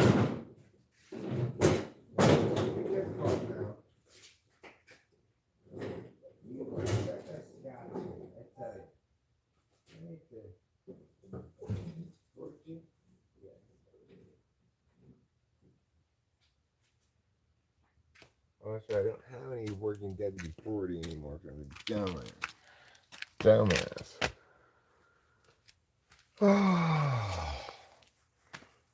So, what are we doing today on Eric's a Dumbass? Well, we're going to review yesterday's dumbassery when, in attempting to get spray adhesive and spray paint to work, he ruined the pushy thing on WD-40, so he no longer has a functioning bottle of WD-40 and needs to get a new one. Why? Because Eric's a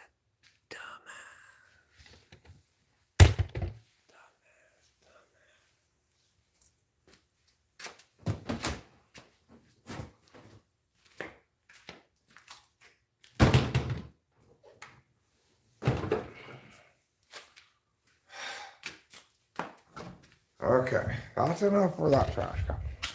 Now, one more exciting surprises in store.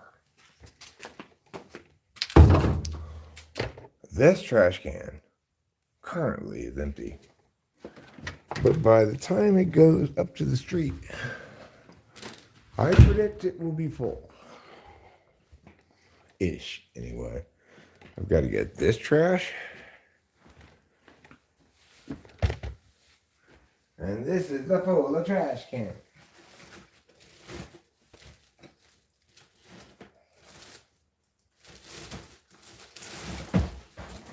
Ooh la la.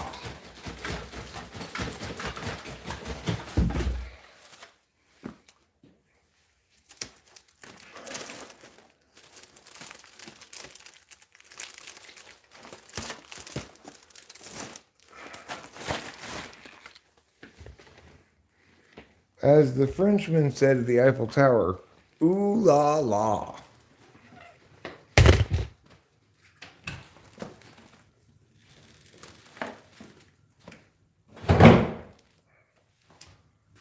Let's see what additional bags of trash we can get to go in that trash can.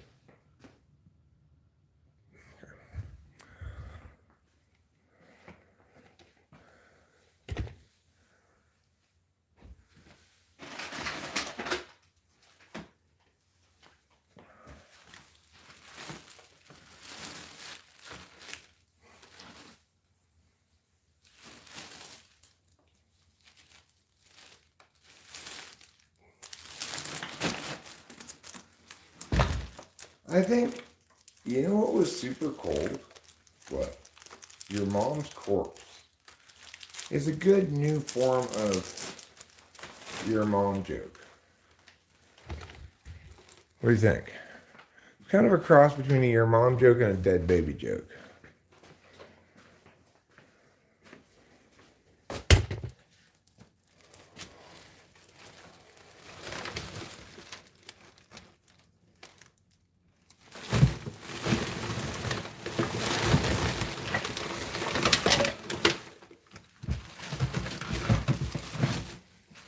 I think it's a real cross between there's something like, you know what was super cold? What? The way your mom killed all those babies.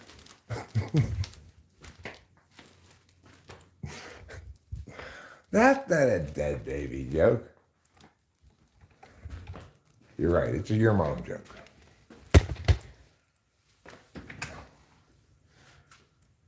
That was pretty cold over there. As cold as you get.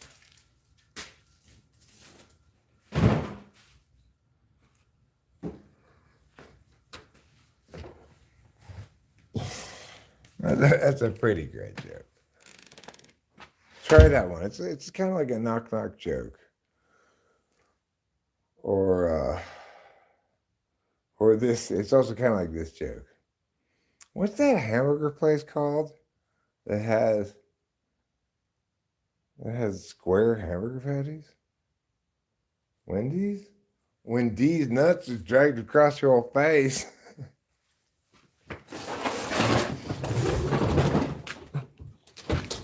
Yeah, that joke. Naturally, it's a real winner.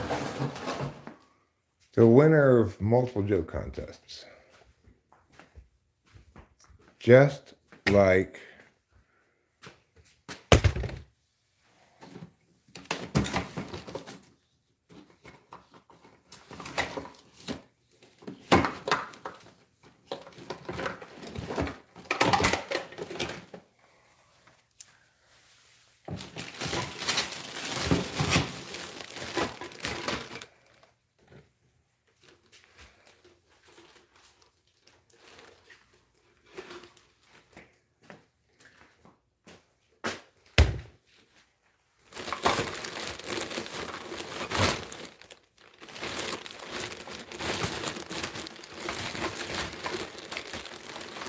what about this joke?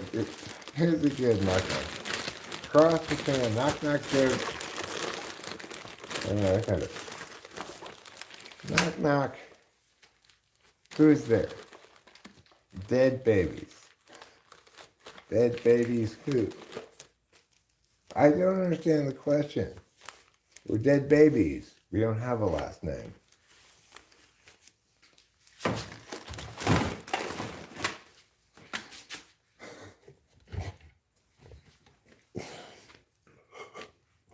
Or perhaps this one. Knock, knock. Who's there? Dead babies. Dead babies who? Dead babies Helen Keller.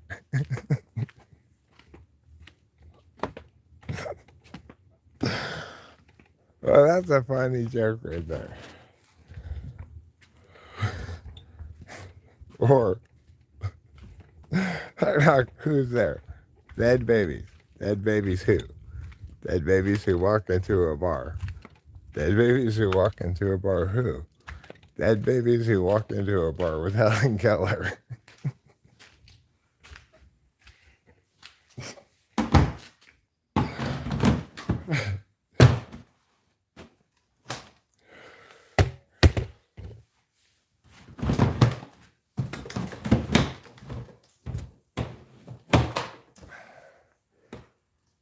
So a priest, a rabbi, some dead babies, and Helen Keller walk into a bar.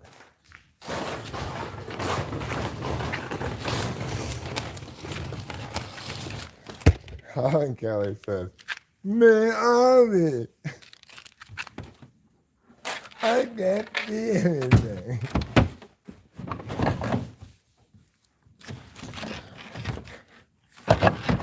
And then, the priest says, "Well, you also can't hear our answer." To which Helen Keller replies, "I can't hear you. Say again." The rabbi says to the priest, "Why is she carrying all those dead babies?" The priest says she likes to juggle them. It's a trick she performs at bars.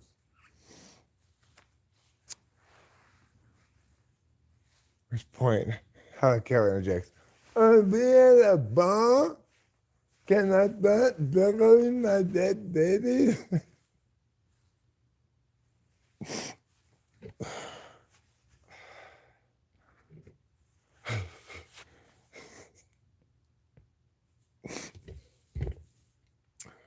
So anyway, that's my combination of dead babies, Helen Keller, priest, rabbi walking into a bar jokes. Which, incidentally, was the destination they were aiming for when they crossed the road. Because they parked on the other side of the street.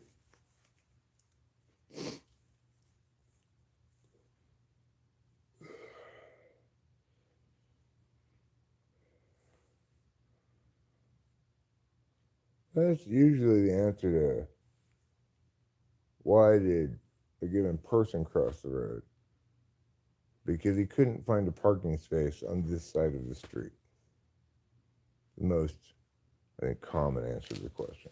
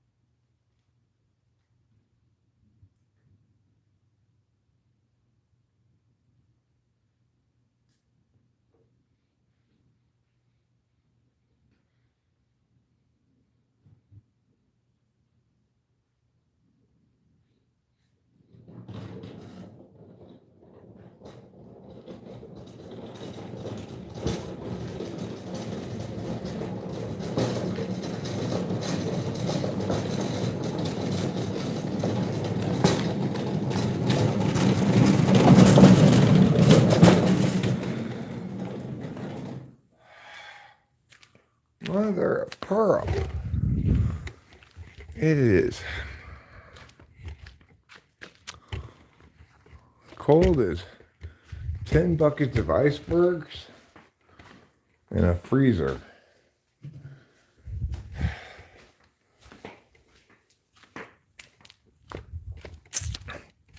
The more buckets of icebergs you get,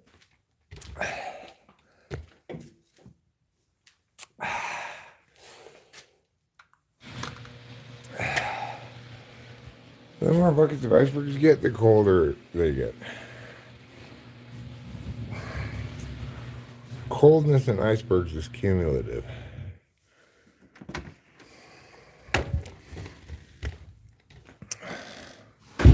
I guess a better word would be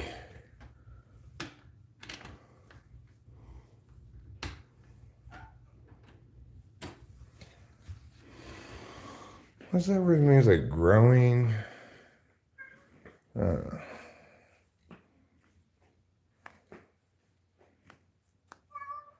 Meow.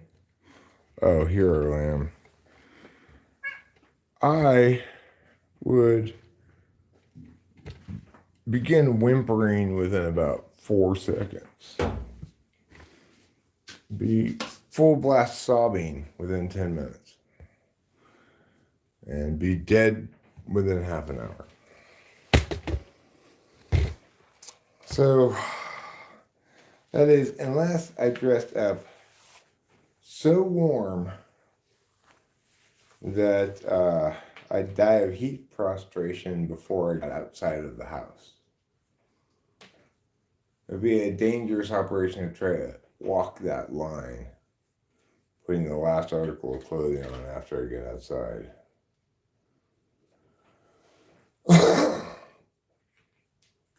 I need at least 3 pairs of gloves, at least 3 jackets, 3 pairs of socks, 3 pairs of pants,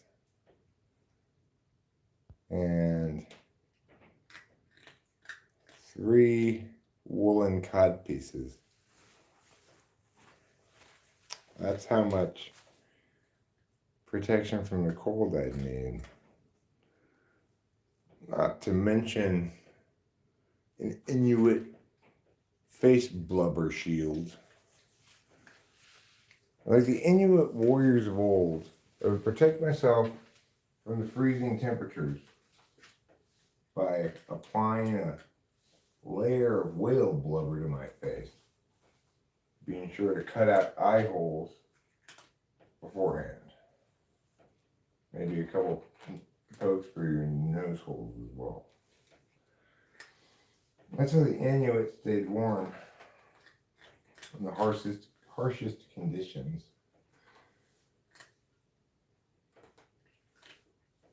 If your face is nice and dry, and you wipe off any of the excess slime from the whale blubber, the surface of whale blubber will act like an adhesive and it will stick to your face for the whole day long. And then in the evening, when it comes time to take it off, you can put it in your kukluk and use it as fuel for a small light / fire to warm your igloo.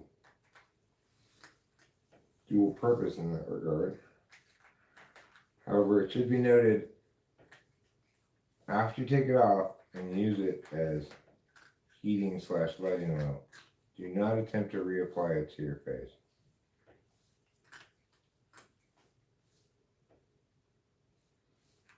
At that point, the high temperatures have rendered it into a fatally toxic form of whale blubber.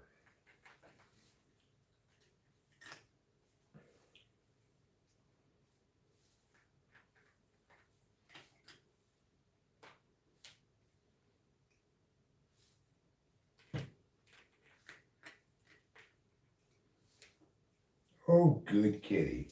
Your goodness and your truth are two things I know. Your goodness and your truth and how you grow. You grow each day into whatever more evolved human being. Oh, trouble. You are such a schmickschmobble. Yes, you are a schmickschmobble. Your heart is full of schmickschmobbles. Just like your blood. Nobody can deny it. Well, I guess I'll have to get new trash bags for the trash cans. Fine. Oh, yes. Oh, yes. And Daddy knows. And Daddy loves.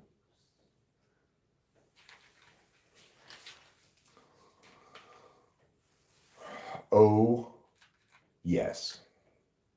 These are the two words I have to say to you, my kitty friend. Oh, yes. I got two more words to say. Daddy knows. What does Daddy do? Daddy knows. He knows and he pets and he loves, and yet he also admires too. He understands that your coat is not merely gray but has undertones of blue. Oh my God. That guy made me cringe so hard last night.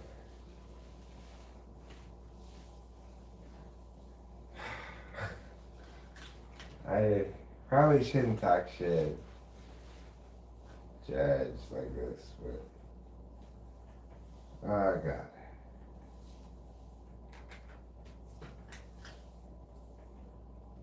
His different words for sweet child of mine, and his obvious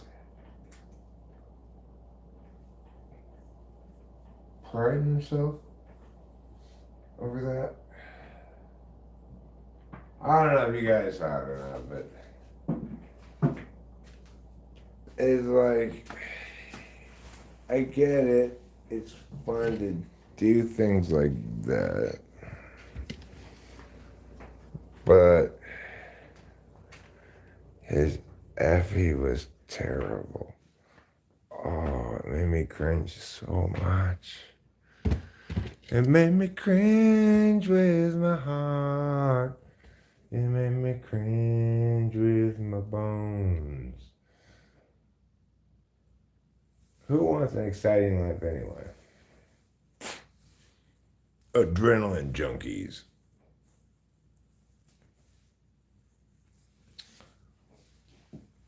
Did anybody see the thing I'm referring to on Taylor's stream last night? Oh, I, I, I wanted to hide under a rock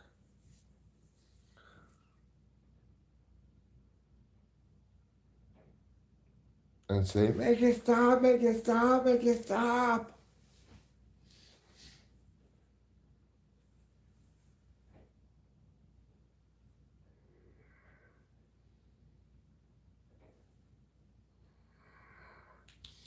Charles is a bit of an arsehole, sure. But he's not an ice hole. Remember, here at Dual Icebergs, the Dual Icebergs cult, we know that every soul was originally part of a single iceberg that split into two. And we know that once you've taken enough of our symposiums and seminars, as well as conferences, roundtables, and panel discussions, that you too can reunite with your other iceberg half, or what we call the missing berg. You can reunite with your missing berg and become ice whole again. So, let me just explain to what you ladies out there who are single, what's wrong with you and why you're not married yet.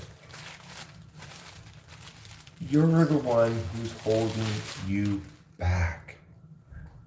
Why? Because, like right now, you're thinking maybe Eric can reunite me with my other berg, my missing berg. Maybe he can. Maybe I do want that. I'm not sure. You're hesitant. You're thinking maybe I should get this $800 seminar. Well, what aren't you doing? You aren't taking the first step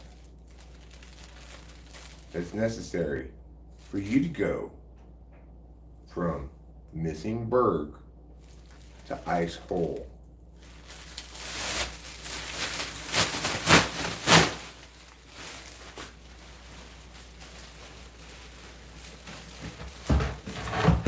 So I want to stress the Church of Ice Hole is not a cult, okay? I want to stress that. Our vision, sure, it's uniquely powerful, sure. It's divinely inspired, sure. I'm infallible. But the point is, we are not a cult. And if you call us one, we will sue you for defamation.